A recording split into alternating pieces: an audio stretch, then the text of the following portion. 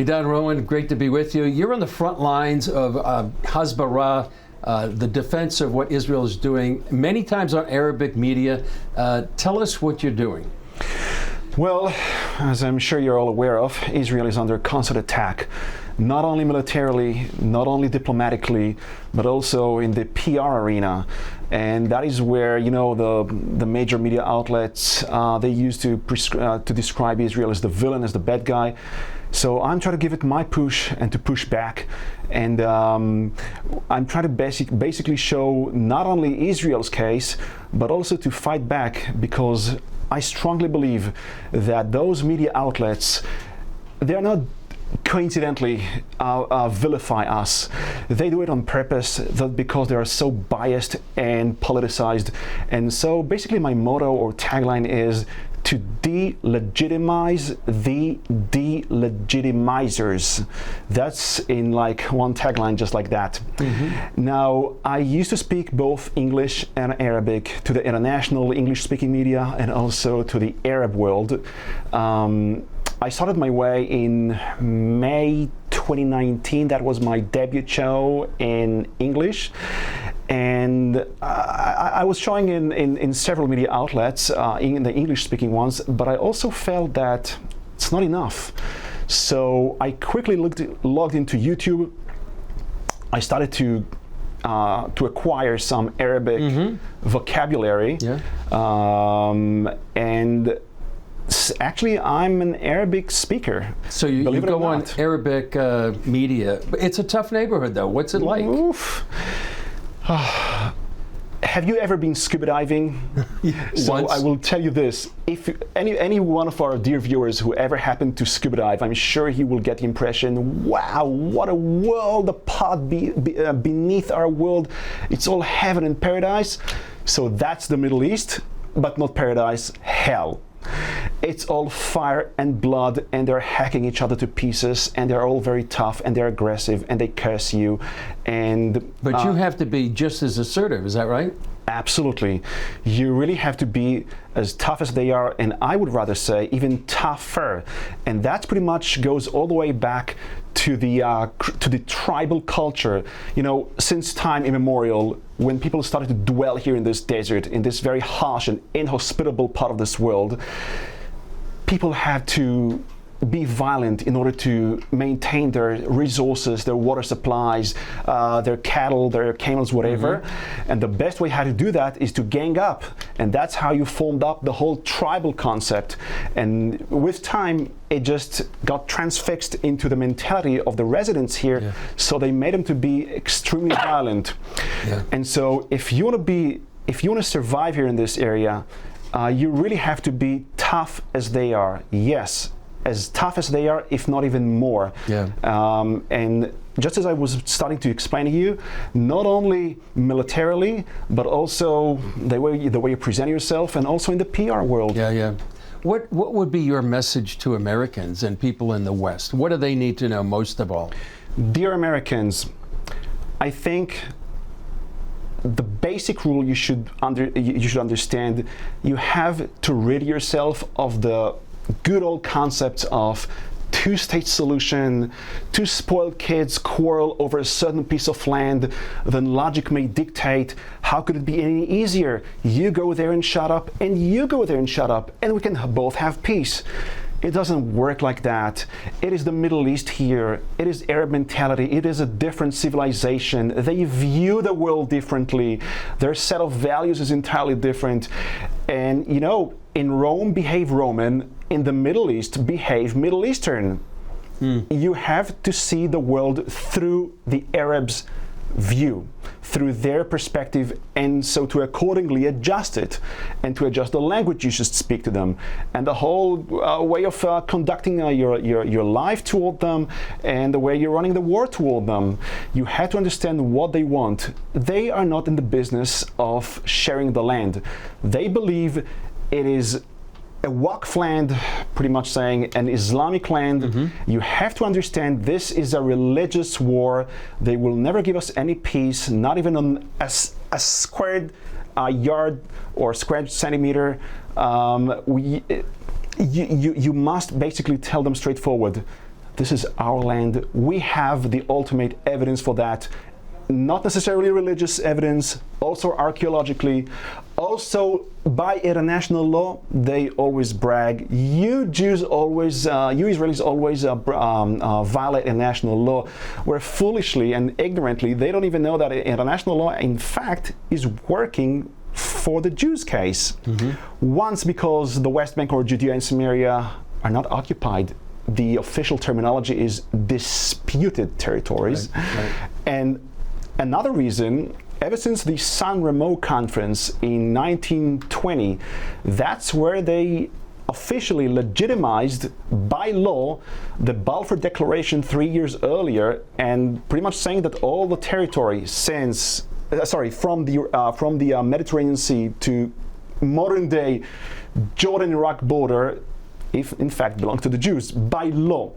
So we have to basically, as I was saying earlier, we have to be tough. We have to tell them straightforward, it is our land, like it or not, and we're not going to bargain with that. And if we bargain over our own land, then unfortunately that would only further invite more demands for more concessions.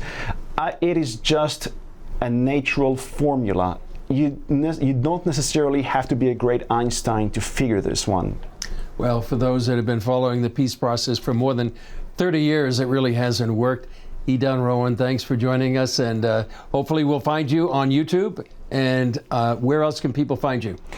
Instagram, Facebook, but I would admit I'm not one of the best hotshots. I don't have millions of subscribers. I'm just starting my way there. Yeah. Well, thanks for joining us. Appreciate it. Sure, thanks.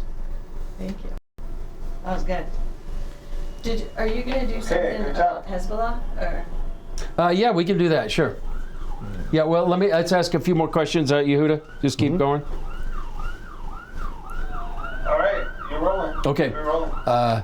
Idan, how would you describe the current situation between Hezbollah, Iran, and Israel?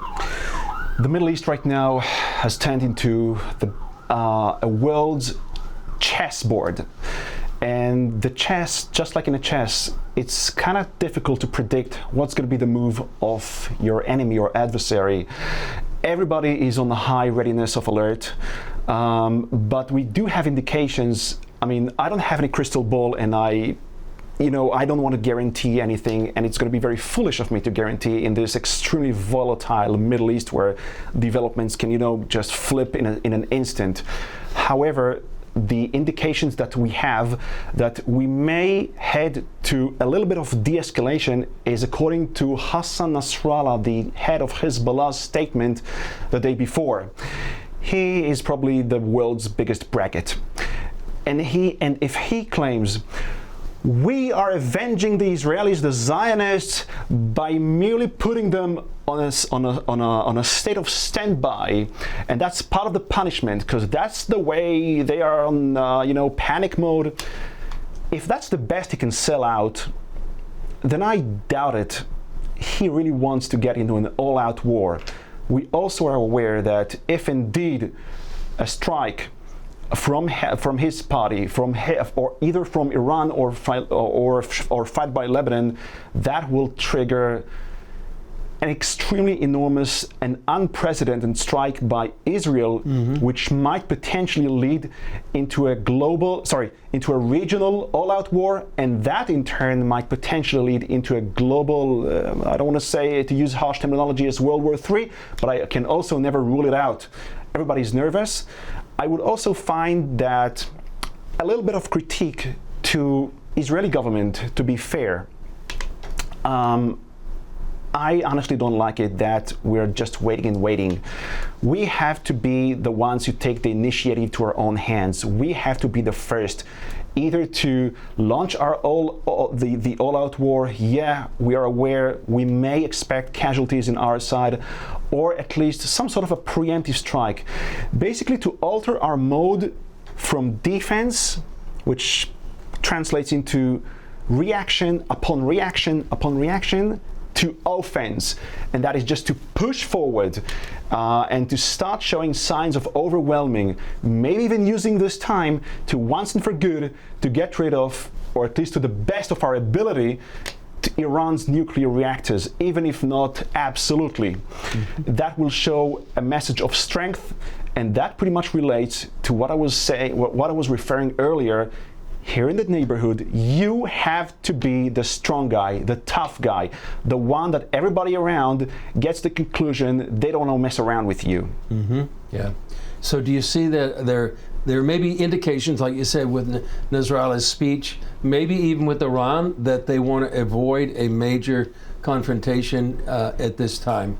For sure, because, you know, to be very fair, nobody really wants to get into an all-out war. However, we have to do some capability comparison. Yeah, it is true. Hezbollah has grown up to become a monster. However, it is unable to return Israel to the Stone Age. Israel, on the other hand, is certainly capable, through and through capable, to return Lebanon into the Stone Age. Iran, we are unable to return Iran to the Stone Age, but we are capable of inflicting an extremely beyond powerful strike that they will never forget for 30, 40 years. And so, yeah, just as I was saying earlier, I absolutely in favor of us doing the preemptive strike one way or another. Yeah. I had heard that the Russian Secretary of their Security Council met in Iran 2 days ago. And what I had heard is that maybe it was Russia trying to restrain Iran because as allies, they don't want to see Iran damaged too badly. We have to also keep in mind, the Iranians are concerned with only one thing, their quest for nuke. They're not matured into that point just yet. They would rather keep Hezbollah intact by the maximum military capability of that terror organization before any potential attack on its soil, and probably even further assassinations on their ground. As we have seen Mossad capabilities, Iran is extremely beyond penetrable. And it may correspond with Iran's, Iran willing also in its part to play the chess game wisely. We would rather be patient. We would keep with the Iranians our silent quest for nuke without arousing too much attention. And I'm sure that is, you see, the Iranian regime is a revolutionary regime, and revolutionaries, they never stop exporting the revolution. So why would they quit now?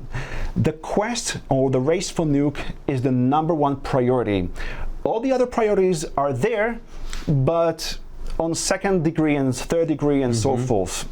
And so if they would tone down their provocative behavior, I will not be necessarily surprised. Because they want to protect their nuclear sites? Precisely. And they also got messages that Israel is serious this time, and it may strike the Iranian nuclear facilities. And that, I think, put them on a state of stress in a way. Yeah. I strongly believe that. Yeah. Idan, anything you'd like to add? Guys, just don't watch CNN. Don't read the New York Times. I would rather. Oh, and one more thing. I am so sorry that there are so many American Jews that are, I don't think that they should work for Israel or should serve Israel, but it saddens me that there are so many American Jews who would rather ally themselves with those who backstab Israel. And I'm so sorry for those. I don't have necessarily an explanation for that. I can think of one. 2,000 years in the diaspora, the mindset has been adopted accordingly. Let's appease the tyrant, so we the Jews will not be affected. That's the best I can think of. But you have to understand, guys, Christiana Manpour of CNN and Thomas Friedman of the New York Times, never ever read them, watch them, and tune into them. They are a catastrophe. And refrain of, consuming mainstream media. Yeah. Idan Ronen, thanks for joining us. Appreciate it. Sure.